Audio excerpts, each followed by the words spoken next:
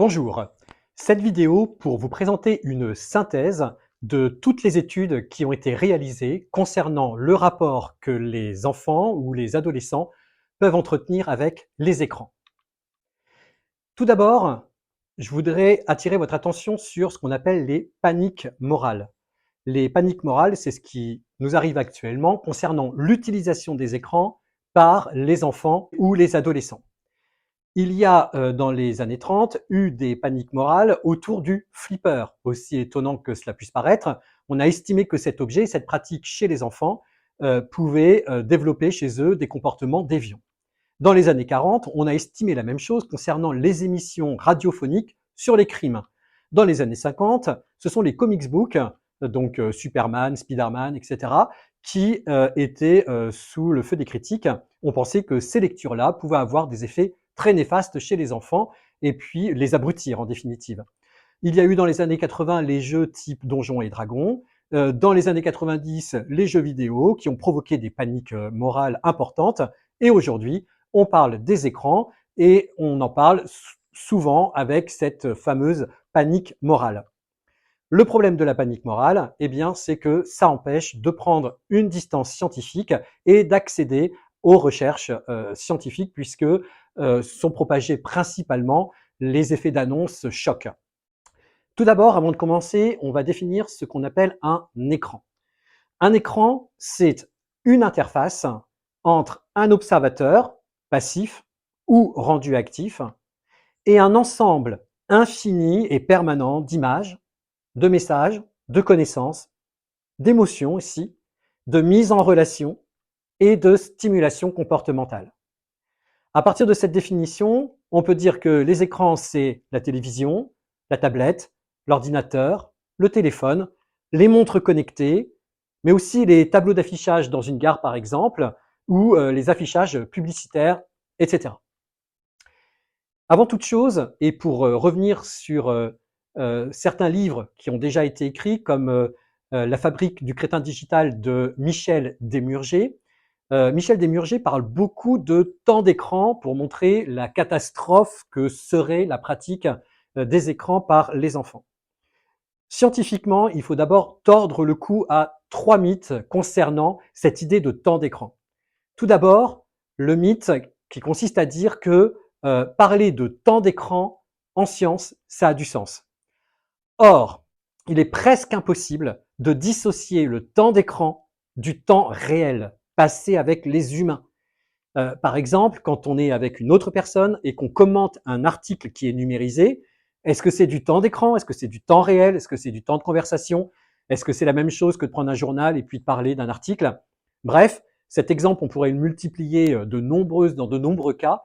Il est extrêmement compliqué donc de déterminer ce qu'on appelle le temps d'écran dans un premier temps. Deuxième mythe, c'est cette idée qu'en science, on peut mesurer avec précision le temps d'écran. Pourtant, le temps d'écran, il est souvent questionné à partir justement de questionnaires, donc à partir de sentiments subjectifs, à la fois des personnes qui sont devant les écrans, mais aussi à partir du sentiment des parents qui voient leurs enfants ou leurs adolescents devant les écrans. Donc c'est très subjectif, donc c'est très difficile de mesurer ce temps d'écran passé. Troisième mythe, c'est le temps passé devant les écrans conduit à des problèmes chez les individus. Sauf que les enquêtes expriment souvent une causalité alors qu'il ne s'agit que de corrélation. On donne un exemple tout simple. Les enfants qui sont atteints de TDAH, par exemple, vont pratiquer beaucoup plus de jeux vidéo. Mais ce n'est pas parce qu'ils jouent aux jeux vidéo qu'ils sont atteints de TDAH. Donc souvent, on fait des rapports de causalité là où il n'y a que des rapports de corrélation. Et c'est principalement ça qu'on va développer dans cette vidéo.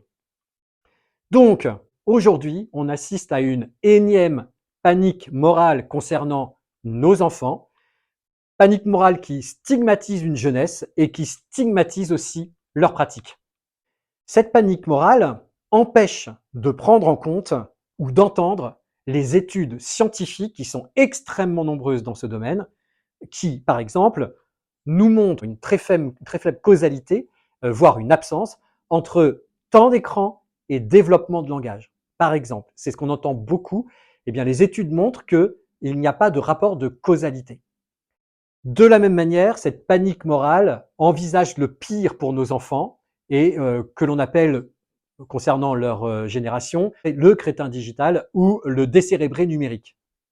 Et enfin, cette panique morale ne permet pas de prendre en compte la parole des principaux intéressés qui consomment des écrans. Alors, première affirmation que l'on entend régulièrement. Les écrans altèrent le développement des enfants et des adolescents. Si l'on vérifie les données scientifiques de plusieurs études partout dans le monde, dans un premier temps, ce qu'il faut dire, c'est que le temps d'écran n'est ni bon ni mauvais pour le cerveau en soi. Tout dépend des compétences qui sont considérées et surtout du type de contenu vu sur les écrans. On dit que les écrans altèrent le développement des enfants. On parle par exemple d'addiction du jeu. Alors, il faut bien savoir que l'addiction au jeu est un phénomène qui est extrêmement marginal, qui ne touche que 2% des adolescents, c'est toujours 2 de trop sans doute, mais il va falloir étudier s'il y a bien une relation de causalité ou une relation de corrélation. Parce que sans le numérique, si ces personnes addictives au jeu n'avaient pas le numérique, il est fort probable que le repli de ces personnes aurait pris d'autres formes, avec d'autres supports, avec d'autres objets. Par ailleurs, l'utilisation des jeux vidéo par les enfants permet de développer beaucoup de compétences, des compétences attentionnelles, des compétences de traitement de l'information et bien d'autres compétences qu'on va voir dans cette vidéo. On montre aussi que les enfants qui s'entraînent à écrire des lettres sur tablette, par exemple en maternelle, avant de passer au papier et au crayon, réussissent beaucoup mieux, et ce parce que la correction sur tablette est immédiate. Attention cependant, il peut y avoir aussi des effets qui sont néfastes, qu'il faut garder en mémoire. Par exemple, garder le papier, le support papier comme étant un support privilégié pour la compréhension des textes, adultes comme enfants, parce que le rapport kinesthésique à l'objet renforce sans doute la mémorisation. Mais vous allez voir que même sur cette affirmation, il y a quelques nuances que je vais apporter plus tard. On critique aussi beaucoup les réseaux sociaux sur le développement des enfants et des adolescents. Mais ce qu'il faut savoir, c'est que très majoritairement, les interactions sociales ne se substituent pas aux interactions réelles, mais s'y ajoutent. Donc en fait, ce n'est qu'un gain de relations sociales que les enfants gagnent grâce aux réseaux sociaux. On parle aussi beaucoup des troubles sociopathologiques, qui entraînent souvent une utilisation abusive des réseaux sociaux. Mais ils n'en seraient pas la cause. Et enfin, les réseaux sociaux adolescents proposent, dans une large majorité des cas, beaucoup plus de soutien psychologique quand on va mal, par exemple, mais tout en gardant, bien entendu, et surveiller les dérives de harcèlement possibles qui existent. Dans une très petite minorité des cas, ça existe et il faut être extrêmement vigilant et donc faire en sorte d'éduquer nos enfants à ces pratiques. Si on avait quelques conclusions intermédiaires à apporter concernant les effets délétères des écrans sur le développement des enfants et des adolescents, c'est d'abord de bien cibler les jeux pour chacun des enfants. On va voir plus tard qu'un jeu compétitif, par exemple, n'a rien à voir avec un jeu collaboratif et ne génère pas les mêmes types de comportements. L'idée, ce serait de placer, si vous avez une console vidéo, de placer la console plutôt dans le salon plutôt que dans la chambre. Et ce, principalement pour des problèmes de sommeil qui sont souvent la cause, par exemple, d'échecs scolaires. Il est préférable, quand vos enfants utilisent des jeux vidéo, ou si c'est possible, soit de jouer avec lui si on en a la possibilité, ou bien de le regarder jouer pour lui poser des questions sur ce qu'il fait, quels sont les buts du jeu. Ce qui est franchement délétère concernant les écrans, et il faut bien l'identifier parce que ça a été aussi identifié par les expériences scientifiques, c'est l'utilisation des écrans pendant les repas. Là, on a effectivement des effets qui sont directs sur le développement, par exemple, du langage. Donc, pas de smartphone, pas de télévision, si possible, pendant que la famille mange ensemble. Alors, un autre a priori qu'on entend beaucoup, c'est que l'usage du numérique entraîne des troubles neurodéveloppementaux. Voyons ce que disent les données scientifiques à cet égard. Tout d'abord, que l'usage du numérique entraîne des troubles neurodéveloppementaux, tout dépend de l'usage du numérique et de ce qu'on entend sur l'usage du numérique. Mais ce qu'il faut savoir, c'est que même des petits enfants, quand ils regardent un écran, quand c'est fait en co-visionnage, donc avec un adulte, et que ce que l'on regarde a une visée éducative, eh bien c'est extrêmement positif, même à 2 ans. D'ailleurs, des études ont montré que des enfants de 2 ans, de 2 à 3 ans, qui avaient des écrans à la maison et avec qui on regardait des émissions plutôt à visée éducative, voire même pas à visée éducative, mais avec qui on discutait de ce qu'on voyait, avaient un meilleur langage qu'une cohorte d'enfants avec pas d'écran du tout. D'ailleurs, des enfants n'ayant pas d'écran du tout ont en très grande majorité un développement langagier beaucoup plus faible. Cependant, et quoi qu'il arrive, surtout pas d'écran à table, bien entendu. Un autre a priori, ce serait que l'usage du numérique développe certaines compétences chez les enfants avec des troubles du spectre autistique, TSA. Alors vérifions les données scientifiques et regardons si le numérique peut effectivement développer des compétences chez ces enfants-là. D'abord, il faut savoir qu'aucune étude au monde ne montre clairement une causalité entre l'utilisation des écrans et le développement de troubles du spectre autistique. La tablette numérique, en revanche, est un atout remarquable pour le développement rapide et plus efficace de nombreuses compétences, aussi bien pour les enfants aux troubles du spectre autistique que pour les enfants ordinaires. Le numérique développe aussi plus facilement, plus rapidement, des compétences de lecture, d'écriture avec des sites ou des applications comme Graphogame ou Tacite. L'utilisation du numérique développe aussi la discrimination visuelle, une baisse du niveau d'anxiété chez ces enfants-là en particulier, un développement moteur et en particulier un développement pour les enfants qui seraient atteints de dyspraxie par exemple. Cela développe aussi beaucoup d'échanges possibles entre les parents et les enfants. Ça développe, selon les applications que l'on peut utiliser, le travail collaboratif, donc la relation à l'autre, ce qui n'est pas rien pour les enfants qui ont des troubles du spectre autistique, et puis bien sûr des applications qui permettent des productions, de la création, des réalisations et de l'invention. Donc oui, l'usage du numérique développe chez certaines compétences, en tout cas chez les enfants atteints de TSA, comme des enfants ordinaires. Une question se pose, et on l'a entendu surtout dans le livre, on l'a lu dans le livre de Michel Desmurger, La fabrique du crétin digital. Il prétend que l'usage du numérique diminue l'intelligence des enfants. Alors tout d'abord, ce qu'il faut savoir, c'est que les activités d'écran, en très grande majorité, ont tendance à remplacer des activités similaires. Par exemple, la détente, tout simplement, l'ennui, écouter la radio, aller au cinéma. Donc, ces temps d'activité d'écran sont largement similaires à ces autres temps que l'on faisait quand il n'y avait pas de numérique. Si le numérique remplace les devoirs, dans certaines familles, ce qu'il faut savoir, c'est que dans ces familles, si ce n'est pas le numérique qui remplace les devoirs, alors ce seraient d'autres activités qui les auraient remplacés. Donc le numérique est en rien responsable du fait que les enfants ne fassent pas leurs devoirs, d'autres activités ou d'autres objets auraient permis de se détourner des devoirs.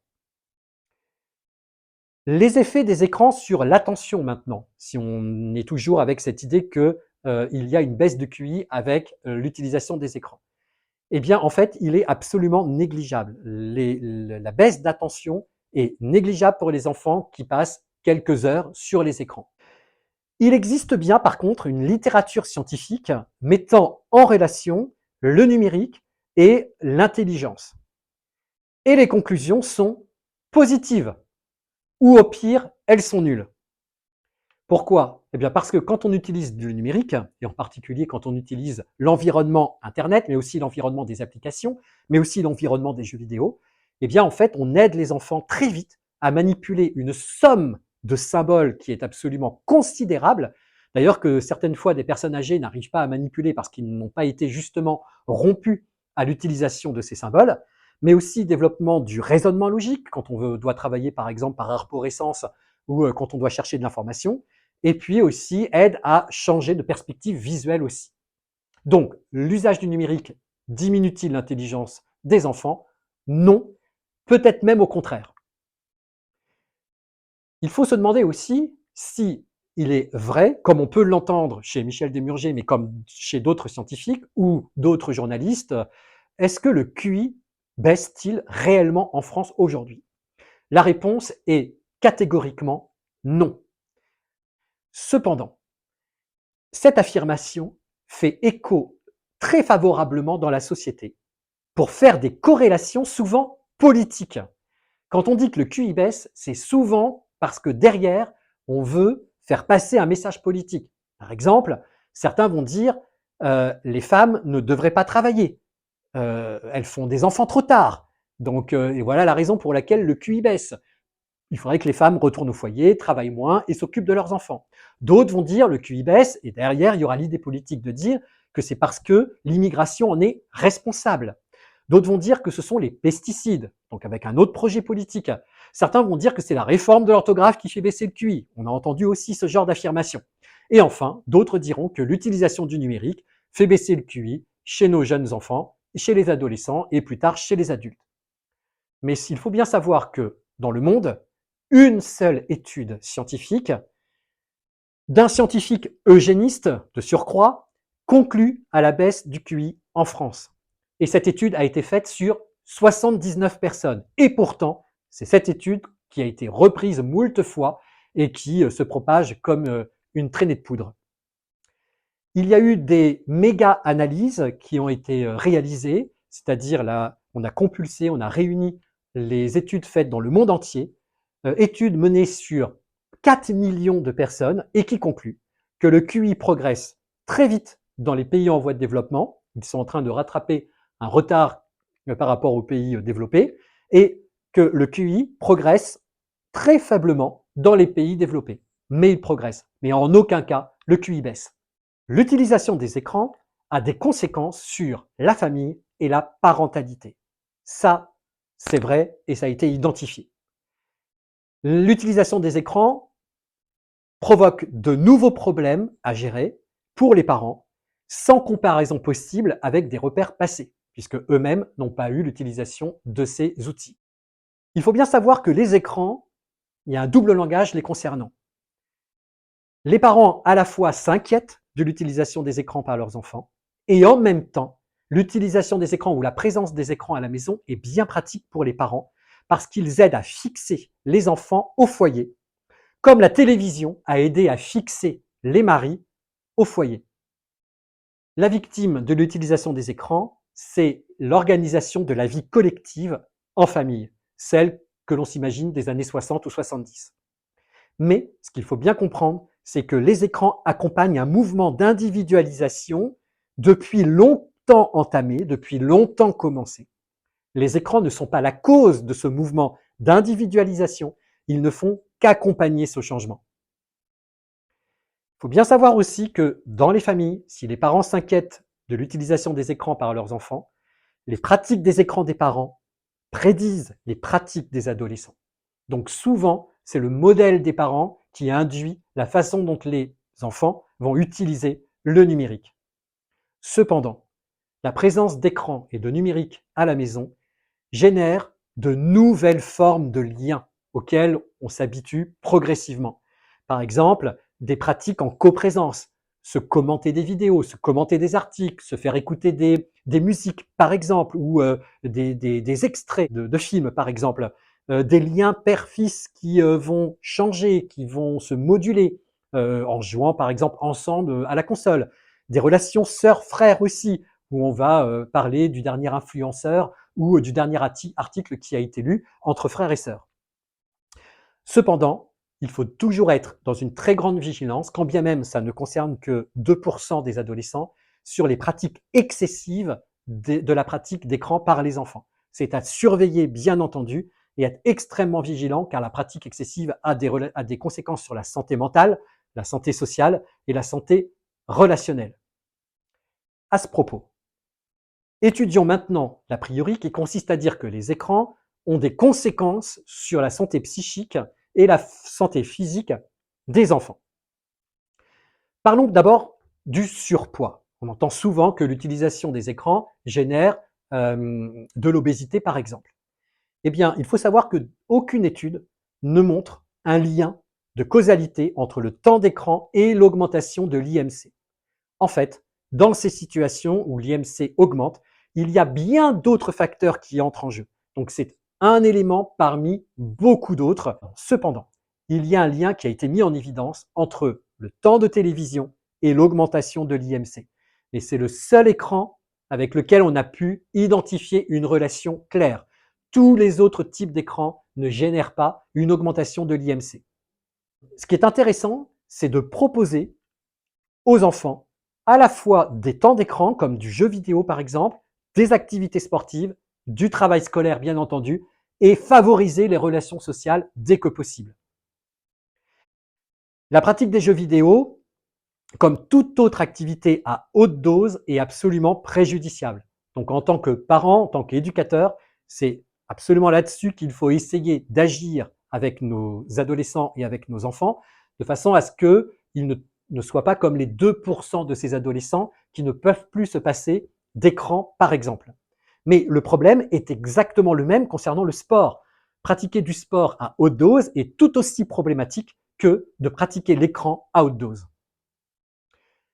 Il est préconisé dans les études scientifiques pour des enfants jusqu'à l'âge de 12-13 ans, un engagement modéré dans l'utilisation des jeux vidéo par exemple, avec 1 heure par jour en moyenne. Mais quoi qu'il en soit, quelle que soit l'utilisation des écrans, là où il faut être extrêmement vigilant, c'est à la qualité et à la quantité de sommeil. C'est le point le plus faible concernant l'utilisation des écrans.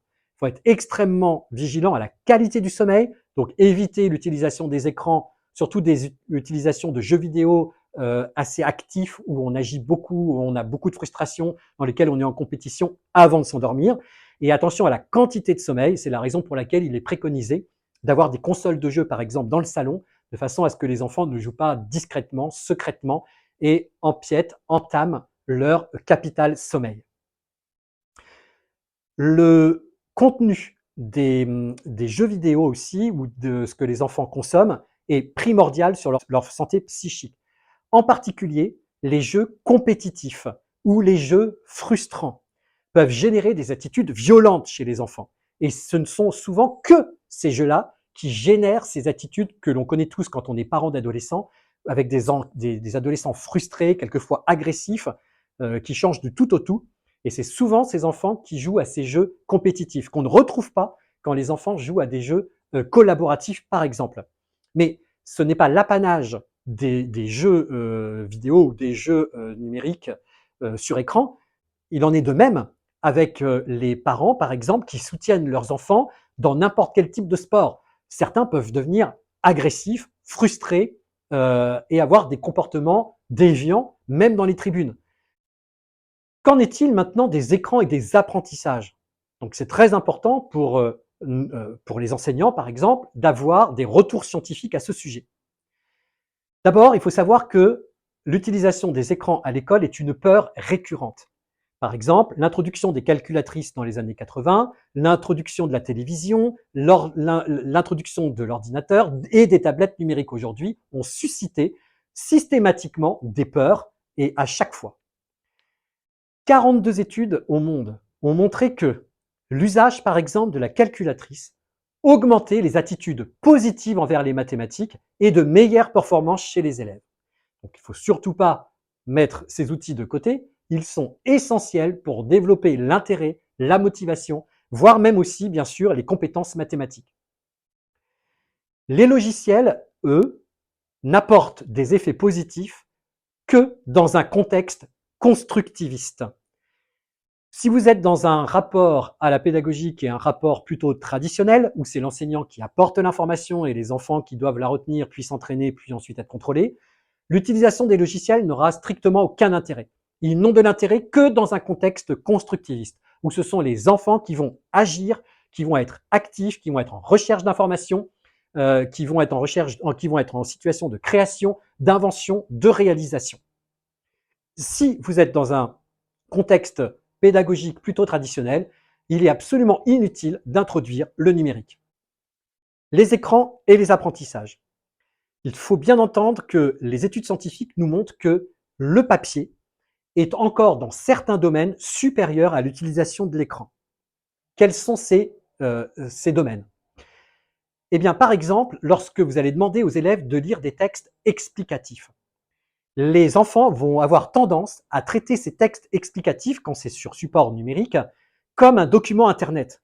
Et on sait très bien la manière dont on lit les documents Internet.